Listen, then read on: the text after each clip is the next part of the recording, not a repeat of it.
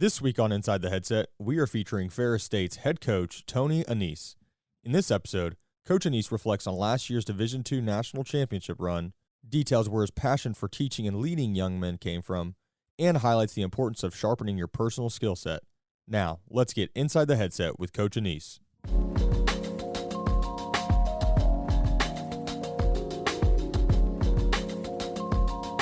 Coach, how you doing? I'm doing great. How are you? I'm fantastic. Super excited about being on with you here today. And I see you rocking this shirt, the national championship shirt. And I do want to say congrats. I didn't get to catch you at the convention to say it face to face. I know we're a little ways away from that, but just having those opportunities, they're far and few between. So congratulations on that national championship. And just real quick, just to lead right into that, what does last season mean to you? Like winning the national championship at the D2 level. Yeah, it's pretty incredible, actually. People say, have you come down from your high yet? And the answer to that question is no. I don't plan on coming down from my high on that occurrence.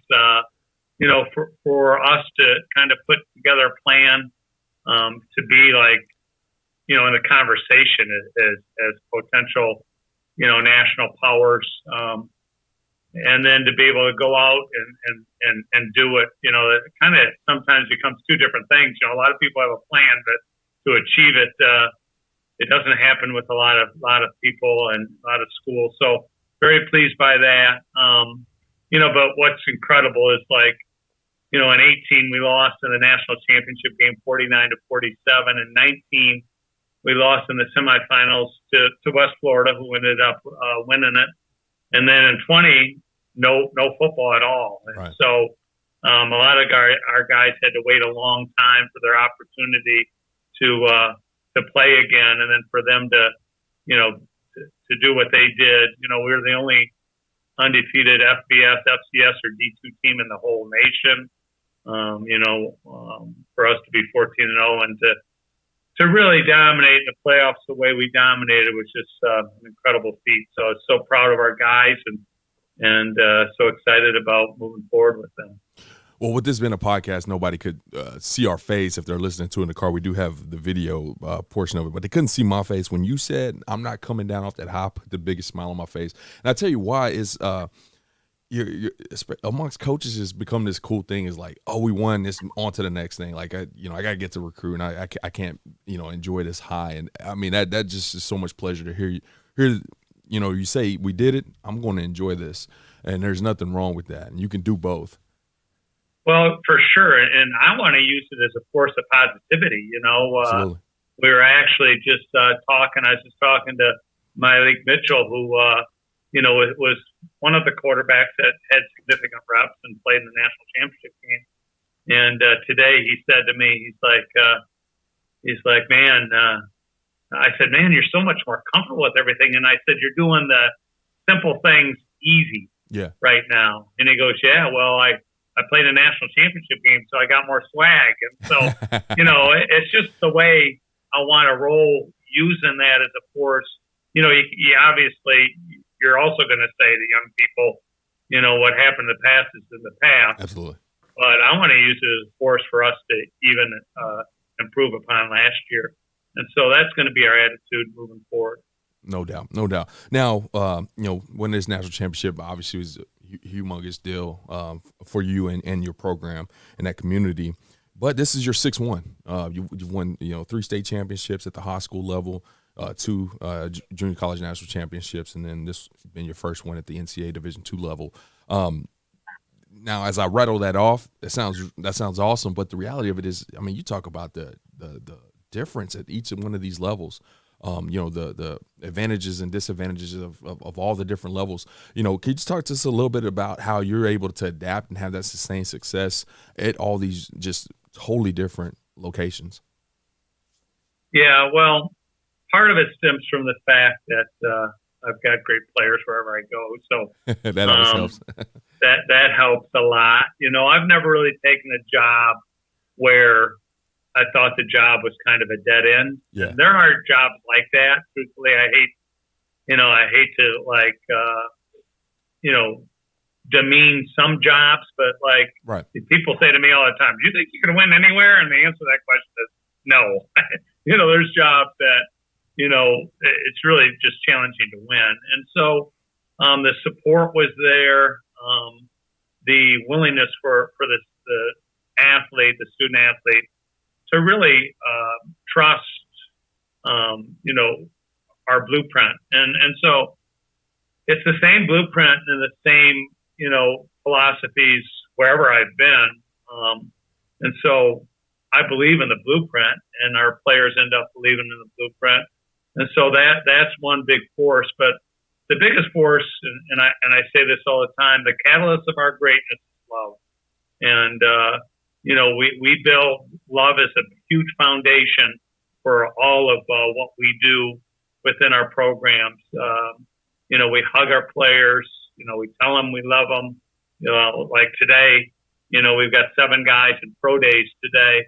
Actually 8 guys in pro days today. And, we're calling them saying, hey, good luck. We love you. And just relax and have fun and those kind of things. And so it becomes a point of pride being the Ferris State Bulldogs. All the NFL guys that we have, we lead D2 and NFL players. And those guys, like, they love their connection with Ferris State. I love my connection with them. Tavier Thomas, who plays for the Texans, I called him the other day because it's his birthday, and I said, "Hey, Tom, happy birthday!" And then on his couch was Brady Sheldon, who played here, and Tom lives in Houston. I'm like, Brady, what are you doing sleeping on Tom's couch?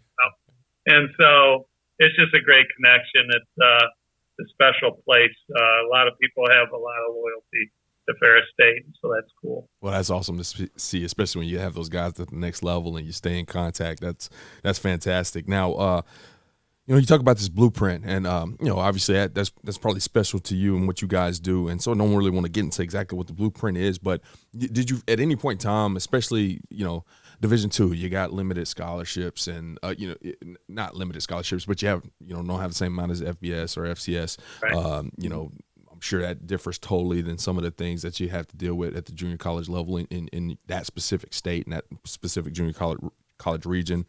You got these high school deals where you don't actually get to pick the kids that are on your roster. You know what I mean? So how are you able to adapt that blueprint? Well, that's a great question. Our blueprint, basically our four core values are faith, order, love, and discipline. And our motto is in the fold, which means to be intertwined together. So at every stop, like our number one emphasis is for us to be like really connected, and being connected to me is everything in college football. I actually, spend more time worrying about the connections of our young people with our coaching staff than I do anything else. And so when I hire a coach, the first thing I ask is, how committed are you to young people? And so being a high school teacher for 25 years in a classroom makes you realize, one, you got various learning styles, you got various intellectual capacities. And so ultimately, as a high school teacher, and me teaching, let's just say I was teaching government, okay, which I taught, how do I reach that student that really has no interest in government? Because, government can be boring. And so I figured out early in my teaching career that I had to teach to all my students. And a lot of times teachers, you feel good about how successful your students are in your classroom when they're getting the A's or the B's. But what happens to the students that are failing the class or, around the 60th percentile? And so I always taught to those people. My goal was to make sure that everybody's successful in my classroom. And if students were failing, I treated it like I was failing. Yeah. And so that teaching philosophy, I think, has helped me as a coach, because I don't want any of my players to feel like, man, Coach Annese failed them. And I always tell my coaches, I'm like, if somebody leaves our program I want them to go back, tell their high school coach, Coach Annese and his staff did everything in their power to help me be successful, and I failed still. Yeah, I don't want it to be like fall upon me or fall on my coaching staff that, we failed a young person. So philosophically, that was very impactful, knowing, being a high school teacher for as long as I was, knowing that I wanted to impact every student in my classroom and every student on the athletic field. And that became kind of a drive for us to really reach ultimate success here. Yeah, that's super interesting. You kind of segue right into a really good question I had here. Since you've been at Ferris State, this is the only job you had where you have not actually taught, in the classroom as well. Where does that passion come from to want to, give back not only, to your student athletes, but to your local community? And then, you're also very involved with speaking at the, Glaziers and Nike Coach of the Year. I know you've done some things with Purdue and Michigan and Michigan State, their local clinics. Where does that passion come from to coach and teach, although there's some parallels there already? It's just when I was very young, I remember doing a career exploration paper in 5th grade. And that's what I wrote about. My dad was a high school teacher and a coach, and so that's what I saw him do, and it became really a simple formula for me. I just wanted to be what my dad was, and so it becomes kind of a lifestyle. My family, my wife, my kids. We're all kind of committed to this Ferris State football thing, and we're not just committed at the level that would be you coach and you go home and you're not, and it's not an X and O thing. I always just say, the Jimmy and Joes are more important than the X's and O's, and so it's a commitment to young people. It's a passion. I'll be honest with you, I like to give kids second chances. And so if a young person has screwed it up in the past a little bit, I like college coaches who are willing to give young people second chances. Absolutely. I think in life, I really think even, our prison system and things like that, we're too punitive. We don't give people opportunities to rehabilitate, to grow, and to change the course of their life. And so that's a big passion of mine, to try to help young people change the course of their life. And, I think it's something that in college football, we do better than our society does. And I think that in college football, if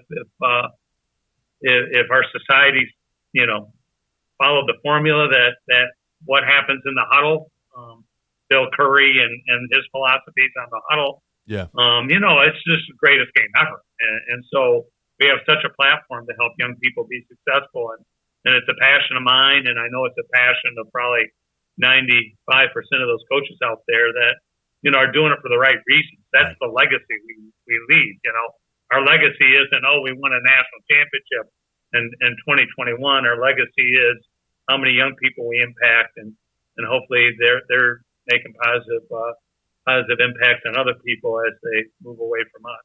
Absolutely. Well, you mentioned a ton of great stuff here. A couple words that stand out is love and family. And, you even talked about when you're hiring a new coach on your staff, how you try to get that connection, or you're going to be able to connect with the student athletes beyond the X's and O's. And, as you grew up, you watched dad teach and coach. As your son Steve grew up, he watched dad teach and coach, and now he's your offensive coordinator on your team, and you also have a nephew, so that's another generation down. So you're looking at it, am I right there, about 4 generations between your dad all the way down to the nephew on your staff. How you talked about making this a family affair. Why is it important, for you to have those guys on the staff and watching them grow and learn and all that good stuff? Yes, great question. So my son Steve, he went and played college football for 1 year, and then he decided, I just want to be a coach. Yeah. And so he came back and coached with one of my former assistants, Rob Zeitman, for 3 years at a high school in the Grand Rapids area. And then when I took the Ferris job, I'm like, hey, listen, I can't pay you right away, but you want to come work. And I think I didn't pay him for 5 years or something like that. But he's worked himself up into like an important role for us. And he's a very good football mind. So, that is cool. But all my kids, I got 4 children that are really involved. He coaches, obviously, so he's involved every day. But all my other kids are involved at a very high level, and so is my wife. But yeah, and then my nephew, he played at Central Michigan. His name's actually Tony as well. So people get confused. It's Tony Annese and Tony Annese. So nobody knows what to call him sometimes. So we call him Coach Tony, and they call me TA a lot. But he wanted to get involved in coaching, and so he's been like a blessing as well. So he's helped on the defensive side of the ball, and he's made a very positive impact in the 3 years he's been here. So so it's incredible. My brothers, actually, I got 3 brothers who were all involved in sports, and a sister who loves being a part of it as well. So it's just a big family affair. That's awesome, and it's cool for you, I'm sure, personally, but I think it's even probably more special for those student athletes to come in and see your family involvement. When in so many coaching spaces, the family is not around as much because you're just burning the midnight oil or in there super early. So that's great that you involve your family like that. Now, before I let you go, thank you. Before I let you go here, Coach, I wanted to ask about, I keep harping on the experience of coaching at all these different levels, all the teaching. How have you personally evolved over the years? How have you, sharpened your tools and became better and better each year? Yeah, that's a great question. So I really think that I've always been a person who loves young people. And so it was easy for me. I was a high school head coach when I was 26. So I've been a head coach for 34 years. Wow. And it was easy for me to want to be a leader and those kind of things. But I don't know how easy it was at first to really kind of make an assessment on how challenging it is for young people to lead a life. And so, as I grew in the profession, I tried to really pay attention to, what kind of things young people lacked. And as time has progressed, obviously I've noticed they've lacked, a lot of guys lack, a father in the home, or a stable family environment. The way I grew up, it's probably less, it's an exception now that they have that kind of family now. It's probably less of a chance that they have a family like that than there is a family. So I took a job in 2000 at Muskegon High School, and it was like low socioeconomic area. Yeah. And probably towards the end, it was probably a 90% African American population. And I just saw how badly young people needed a mentor. Young people needed somebody who could really positively impact their life. And I got really committed. I had young people living with me.